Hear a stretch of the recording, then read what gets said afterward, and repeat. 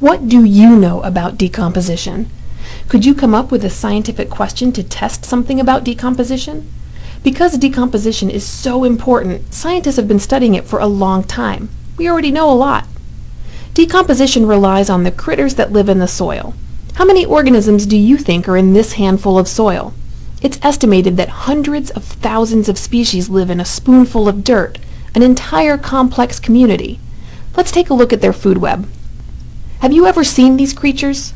There are tiny microorganisms, then larger arthropods and worms, and finally burrowing mammals like prairie dogs.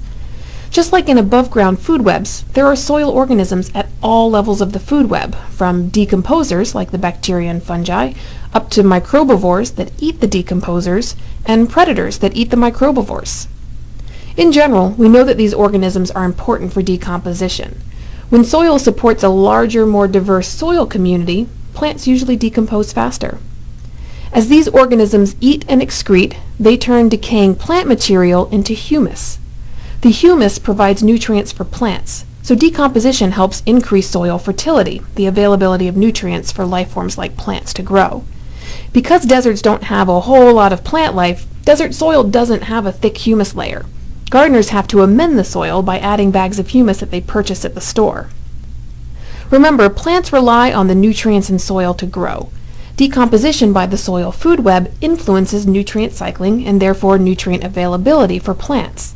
But also, the plants growing in the soil will influence soil fertility.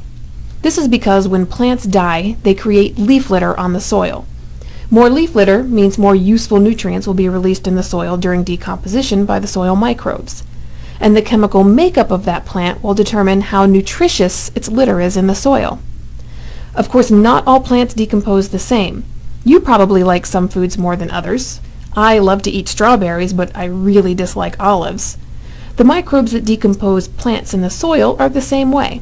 Most prefer to eat plant material that is high in nutrients such as nitrogen and phosphorus, and they don't prefer plants that have a lot of complex carbon chemicals like waxy coatings on the leaves and lignin. Lignin is the tough stuff that makes wood hard. The chemicals in plants will influence how fast they decompose. Just like in our own bodies, chemicals like simple sugars, carbohydrates, and starches contain a lot of energy, and these are broken down easily by soil microbes. On the other hand, the chemicals that form structures in plants are more complex and can slow decomposition.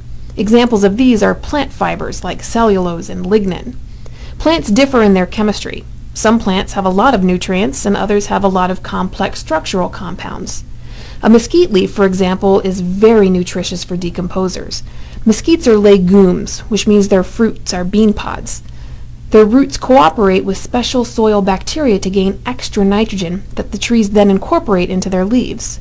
These leaves are very delicious for a decomposer microbe. Creosote bushes, however, have small leaves that are very waxy and tough. This helps them hold on to water in a very hot and dry desert, but it makes them less delicious for a soil microbe. Which plant will decompose faster, mesquite or creosote? Probably mesquite. Climate matters. Because decomposition is a biological process caused by organisms, climate has a big influence on the rate of decomposition. Temperature and precipitation are big factors.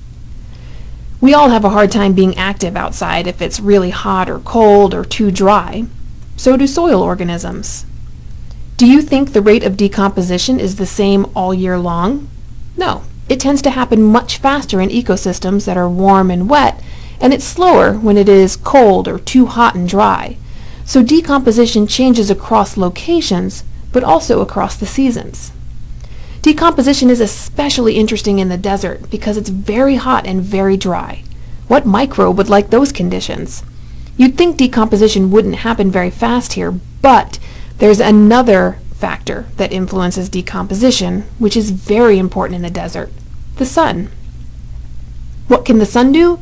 Anyone who lives in the desert is familiar with the idea that ultraviolet radiation and sunlight can be destructive. UV light from the sun can break apart the leaf litter instead of organisms. This process is called photodegradation.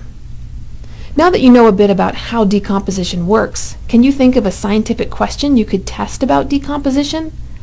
For example, we learned plants decompose at different rates. How might two different plant species in your ecosystem compare? Which one will decompose faster? What if you compare two different environments? Will leaves decompose faster in an irrigated lawn or in a natural area? Will decomposition happen faster in the summer, spring, or winter? There are many possibilities. To learn how scientists study decomposition, continue to the next video.